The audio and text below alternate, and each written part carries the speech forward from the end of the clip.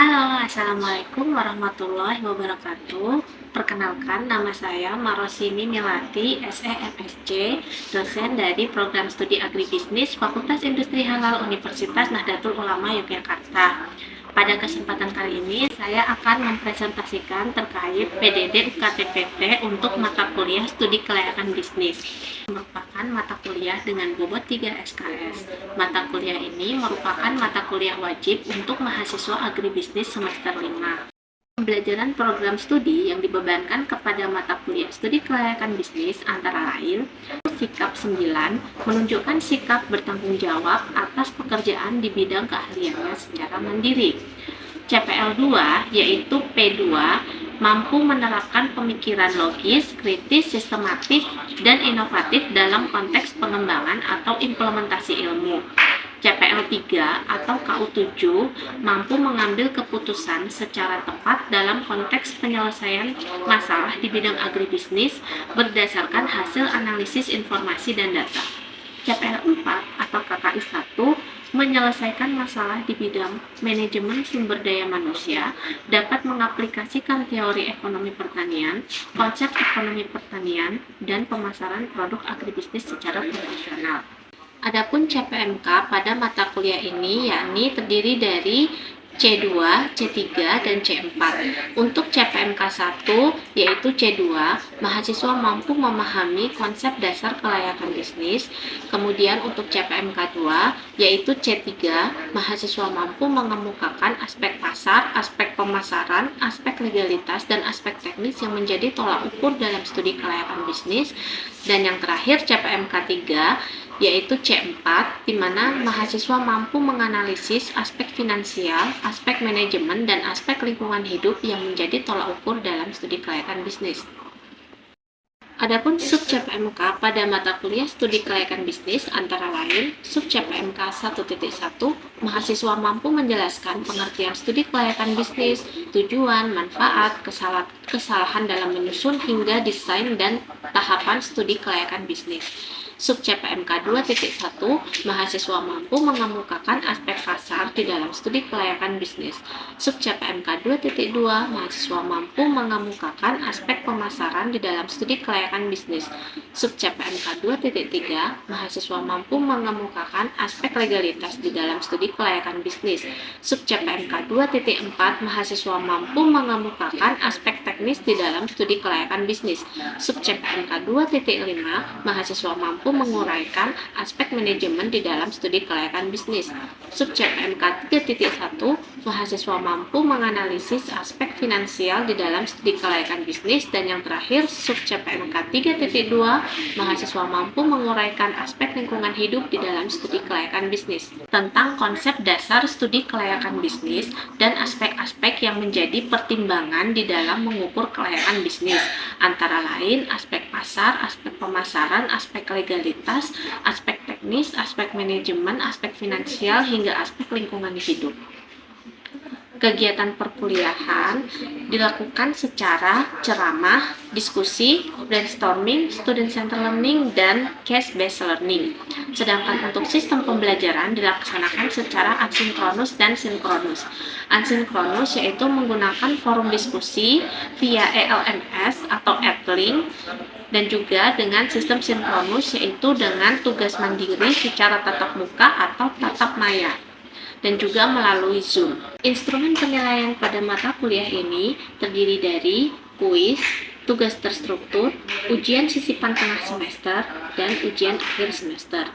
Mata kuliah ini terdiri dari 16 pertemuan, dengan diantaranya pada pertemuan ke-8 yaitu ujian tengah semester, dan pada pertemuan ke-16 yaitu ujian akhir semester. Terkait bagaimana cara saya menyampaikan mata kuliah studi kelayakan bisnis akan ditampilkan di akhir video ini. Kemudian untuk asesmen penilaian perkuliahan studi kelayakan bisnis terdiri dari kehadiran 15%, keaktifan 15%, tugas 20%, UTS 25%, dan UAS 25%. Pada pertemuan ketiga ini, mahasiswa mampu mengemukakan analisis pasar dengan strategi pemasaran yang tepat, mampu memilih pasar dengan metode STP atau segmentasi, targeting, dan positioning, kemudian mampu mengemukakan daur hidup produk. Adapun penyajian pada perkuliahan studi kelayakan bisnis di pertemuan ketiga terdiri dari pertama pendahuluan, kedua penyajian, dan yang ketiga penutup. Pada tahap yang pertama, yaitu tahap pendahuluan, dosen akan mengawali dengan pembukaan, kemudian dilanjutkan dengan berdoa, setelah itu presensi, dan juga menyampaikan capaian pembelajaran pada hari itu, serta mereview kembali materi-materi yang sudah disampaikan pada pertemuan sebelumnya. Kemudian, pada tahap pembahasan, dosen akan menyampaikan materi yang akan dibahas pada hari itu berdasarkan dari capaian pembelajaran yang sudah tertulis di RPS. Kemudian pada tahap terakhir yaitu penutup, dosen akan mereview kembali materi yang sudah disampaikan, berdiskusi dengan mahasiswa, kemudian memberikan kuis terkait materi pada hari itu dan diakhiri dengan penutup. Setelah perkuliahan studi kelayakan bisnis pertemuan ketiga, mahasiswa akan diminta untuk mengerjakan tugas terstruktur yang sudah diberikan. Kemudian, mahasiswa juga akan diminta untuk membaca referensi-referensi tambahan seperti dari buku, dari jurnal, hasil penelitian orang lain, maupun dari jurnal yang sudah saya lakukan. Mari kita lihat bagaimana saya menyampaikan materi perkuliahan studi kelayakan bisnis pertemuan ketiga terkait aspek pasar di dalam studi kelayakan bisnis. Baik adik-adik, Assalamualaikum warahmatullahi wabarakatuh. Gimana kabarnya hari ini, sehat? Sudah sarapan ya? Oh, ada yang belum. Nanti habis ini bisa langsung sarapan ya, tapi biar tetap semangat. Oke, adik-adik, hari ini kita bertemu lagi untuk mata kuliah studi kelayakan bisnis pertemuan keberapa? Ya, pertemuan ketiga. Namun sebelum kita mulai perkuliahan pada hari ini, kita awali dengan membaca doa terlebih dahulu dipimpin oleh Maulana. Coba silakan Maulana. Amin ya rabbal alamin. Semoga perkuliahan hari ini berjalan dengan lancar ya adik-adik. Oke, selanjutnya seperti biasa kita presensi terlebih dahulu ya. Monggo silakan di barcode HP-nya bisa diarahkan kepada barcode. Pada pertemuan ketiga, jadi seperti yang sudah saya sampaikan pada pertemuan pertama untuk studi bisnis, pertemuan ketiga itu kita masih melanjutkan berbicara mengenai aspek pasar di dalam studi kelayakan bisnis. Jadi memang ada beberapa aspek yang akan dipelajari pada studi kelayakan bisnis. Sebenarnya ada 3 pekan yang bisa didapatkan. Pertama, adik-adik mampu mengemukakan analisis pasar dengan strategi pemasaran yang tepat. Kemudian yang kedua, mampu memilih pasar dengan metode STP atau segmentasi, targeting, positioning, dan yang ketiga mampu mengemukakan daur hidup produk. Sebelum kita masuk pada materi terkait aspek pasar hari ini, saya ingin mereview terlebih dahulu materi kita di pertemuan sebelumnya.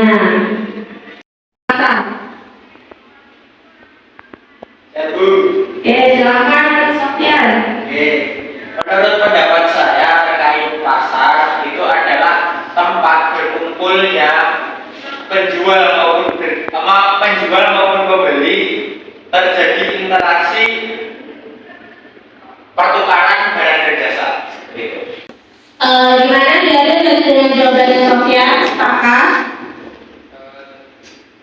Oh iya, mungkin Caca ada yang ingin ditambahkan, silakan deh. Kalau menurut saya itu di zaman sekarang itu pasar yang sistemnya online dan offline. Untuk biasanya pasar tradisional atau supermarket, kemudian untuk online sendiri itu ada seperti Shopee, Lazada, dan Tokopedia. Seperti itu.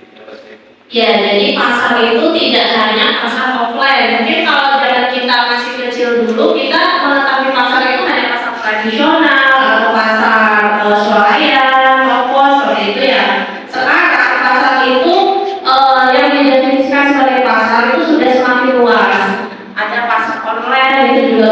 pilihannya seperti yang tadi disampaikan oleh Caca. Oke. Kemudian pertanyaan saya kedua, pasar itu terdiri dari pasar apa saja sih? Masih ingat nggak Dede? Oke, silakan Jesse.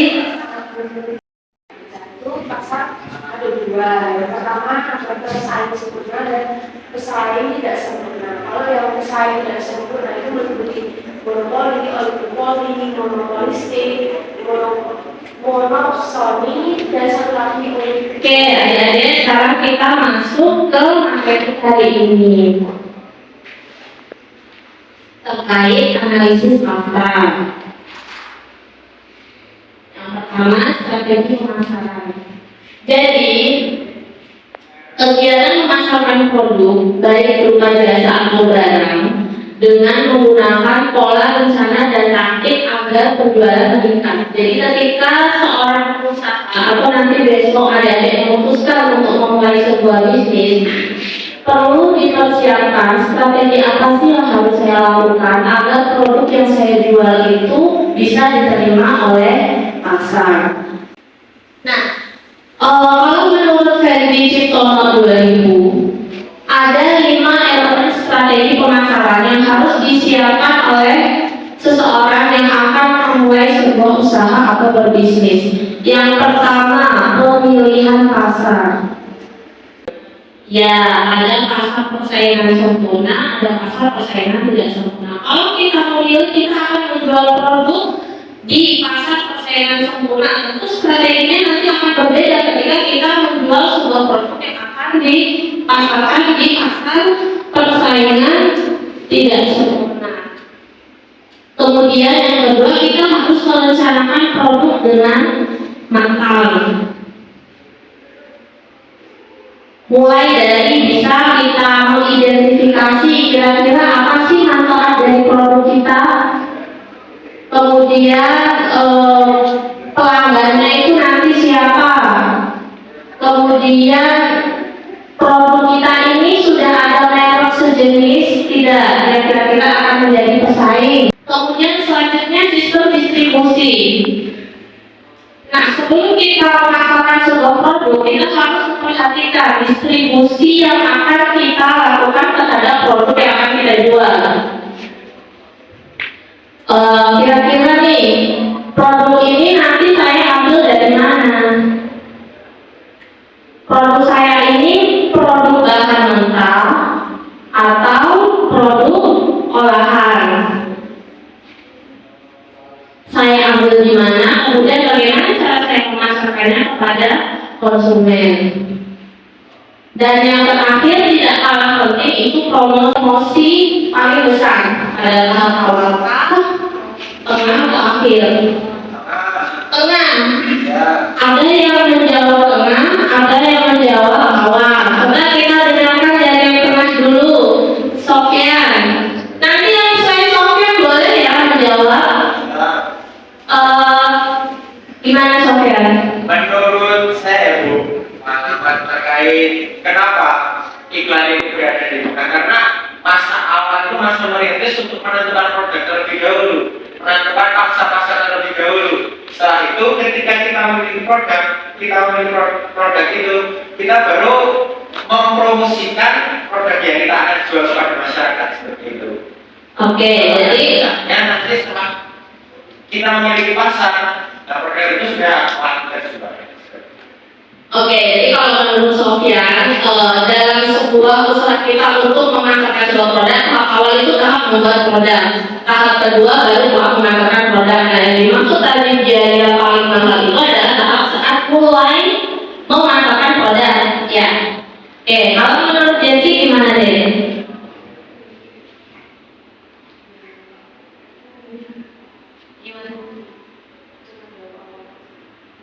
Cuma jawab awal, mungkin ada yang ngomong dari Jesse kenapa harus awal, apa lagi silakan. Mungkin kalau saya berbeda antara Jesse dan Sofyan. Ya silakan. Di kondisional, artinya setiap kita iklan itu karena kita melihat adanya iklan itu dikhususkan karena kita melihat dari setiap penjual per bulan atau 3 bulan apakah itu menurun atau meningkat. Apabila menurun kita perlu mengadakan promosi. Jadi setiap itu pertama dan domain penjualan menurun ya kita harus adakan iklan, baik itu promosi dan lain. Jadi menurut saya iklan ini adalah kondisional untuk menetapkan suatu untuk menjaga nilai jual kita. Oke. Tadi menurut kami iklan itu tidak bisa kita patokan di awal apakah di awal, di tengah atau di akhir, akan tapi kondisional. Ketika produk itu sudah kelihatan mulai lesu nih, baru kita coba lagi dengan iklan, gitu ya Pak Fabi. Nah, ini namanya siklus hidup produk. Siklus itu ternyata tidak hanya terjadi pada manusia, pada hewan, pada tumbuhan. Produk pun punya siklus. Kalau manusia siklusnya apa? Lahir, anak kecil, remaja, dewasa, meninggal. Ya, betul. Makanya jadi kalau manusia kita dari lahir, kita ya balita, anak, remaja, dewasa, begitu juga dengan tumbuhan, nah begitu juga dengan produk. Produk itu ada dalam hidupnya, mulai dari pertama itu perkenalan, kedua perkembangan, kedewasaan hingga masuk kepada tahap penurunan. Nah sebenarnya pada saat penjualan pertama itu masuk tahap pengenalan. Jadi ketika kita mau memasarkan sebuah produk nih, adik-adik mau buat produk apa? Minuman ya, misal apa? Es teh jumbo. Oh ya, adik-adik mau buat es teh jumbo dengan merek apa misalnya? Para idaman. Apa? Para idaman. Kelapa idaman. Para idaman. Oh, kelapa idaman. Ya, bisa buat teh jumbo merek kelapa idaman. Produknya sudah ada, tapi bagaimana agar produk tersebut dikenal oleh masyarakat luas? Tentu kita perlu melakukan promosi, dan itu promosinya tidak sedikit. Bisa misal kita menjualnya dalam bentuk online ya, bisa pakai apa? GoFood atau pakai ShopeeFood. Baru nanti kalau sudah dikenal produk kita masuk pada tahap perkembangan. Nah pada saat tahap perkembangan ini produk yang kita jual itu sudah mulai dikenal masyarakat, sudah mulai punya pelanggan, sehingga tren penjualannya dia meningkat. Jadi kalau ada lihat ini kan dia masih nol nih penjualannya, sampai ke tahap kedua itu sudah mulai meningkat secara drastis. Kemudian masuk kepada tahap kedewasaan. Nah, tahap kedewasaan ini adalah tahap jenuh. Tadi yang disampaikan oleh Kak Fabi. Ya, jadi sebuah produk itu juga ada titik jenuhnya. Konsumen itu juga ada titik jenuhnya. Mereka misal tadi ditawarin teh rasa idaman, minum terus, tapi tidak ada inovasi yang dilakukan oleh Rara. Sedangkan misal nanti Caca buat teh yang lain ada inovasinya. Inovasi mungkin dari segi apa kira-kira kalau teh inovasinya? Varian rasa, Kemudian packaging bisa. Kemudian apa lagi? Harga ekonomi. Jadi muncul teh merek produknya Caca dengan rasa yang sama tapi lebih murah misal.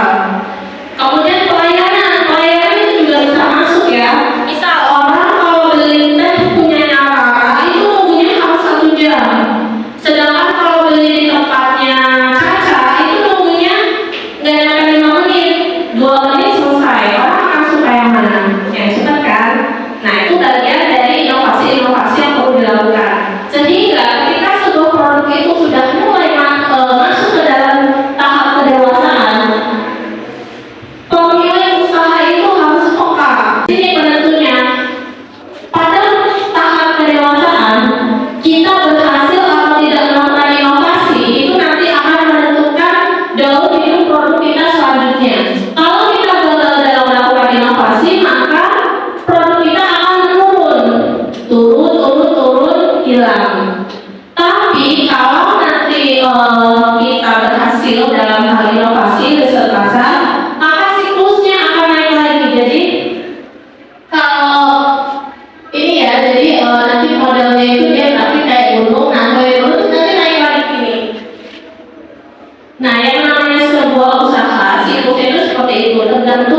kita yang mengelola usaha tersebut.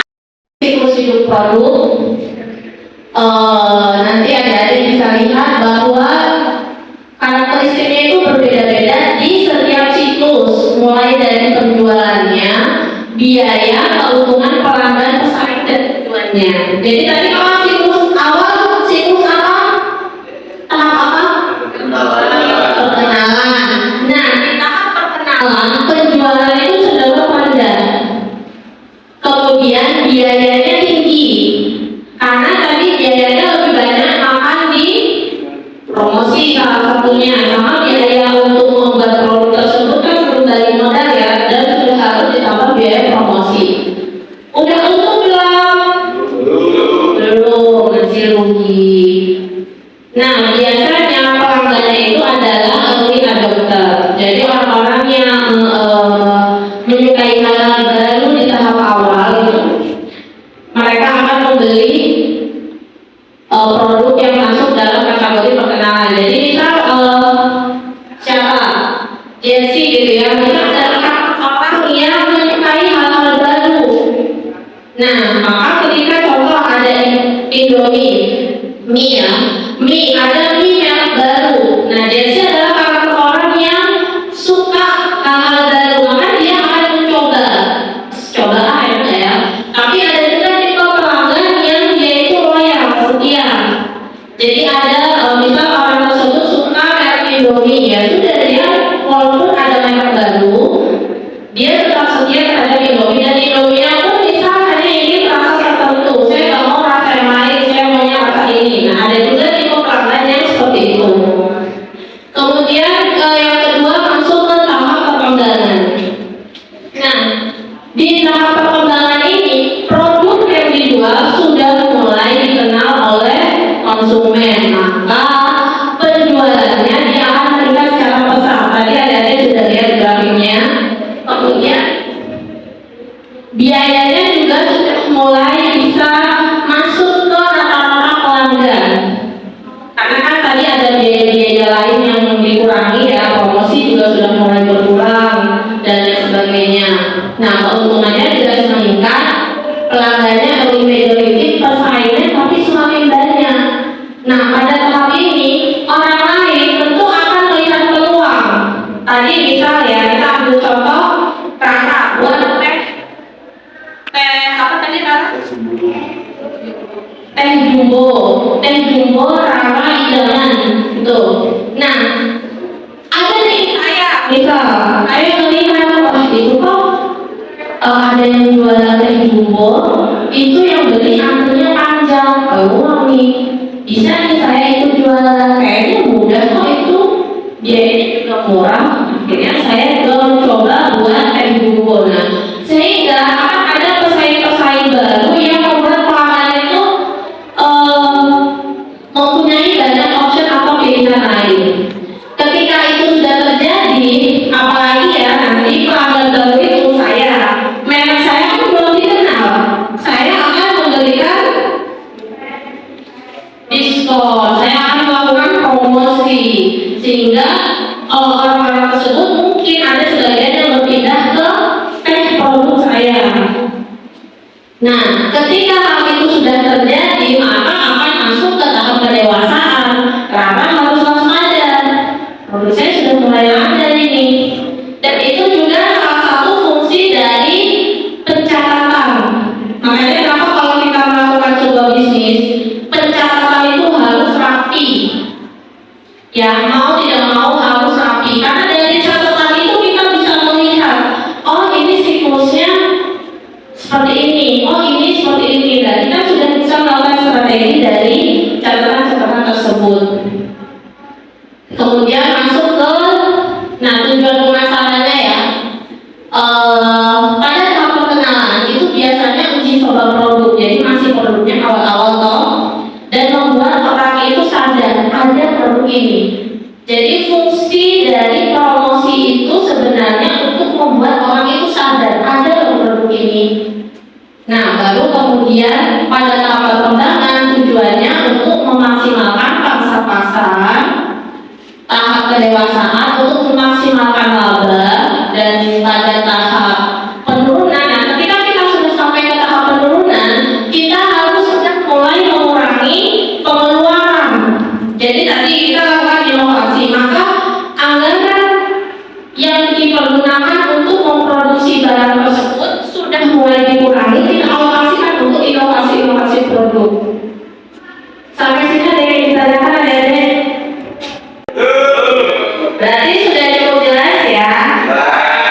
Alhamdulillah.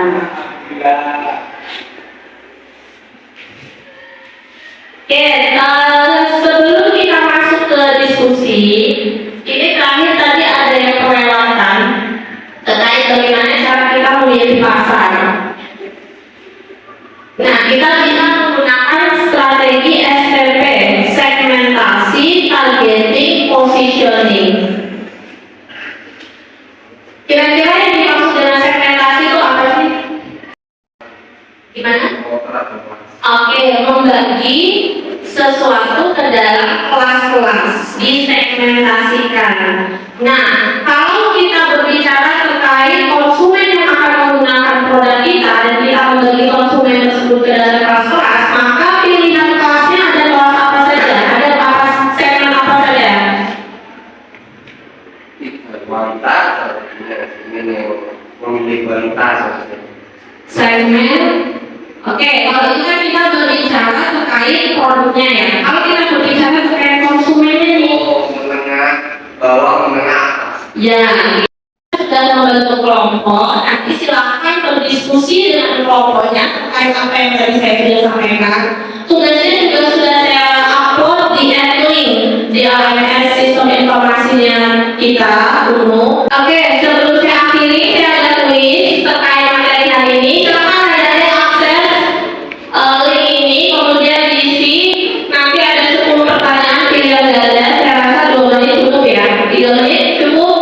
Oke, monggo silakan dikerjakan. Oke, nah minggu depan kita akan presentasi yang tadi, kemudian kita bahas ya jawaban kuis dari ada yang tadi menjawab. Saya rasa sudah cukup untuk pertemuan hari ini. Alhamdulillah berjalan dengan lancar. Kita tutup dengan membaca hamdalah.